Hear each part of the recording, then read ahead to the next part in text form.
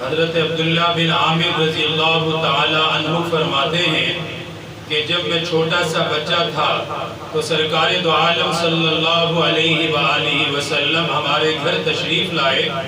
فرماتے ہیں کہ میری والدہ نے مجھے بلایا کہ بیٹا میرے پاس آؤ، میں تمہیں کچھ دوں گی۔ سرکار دو عالم صلی اللہ علیہ وآلہ وسلم نے میری والدہ سے فرمایا کہ تم نے اپنے بچے کو کیا دینے کا ارادہ کیا ہے؟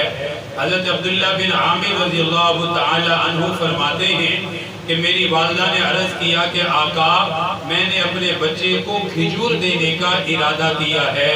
تب آپ صلی اللہ علیہ وآلہ وسلم نے فرمایا خبردار، اگر تم نے بچے کو کچھ دینے کا کہا اور بعد میں اس کو کچھ نہیں دیا تو فرمایا یہ بھی تمہارے ذمے ایک گناہ لکھ دیا جائے گا۔ تو اس لیے بچوں سے بھی کبھی جھوٹ نہ بولیں، اگر بچوں سے جھوٹ بولیں گے تو وہ بھی اعمال نامے میں لکھ دیا جائے گا۔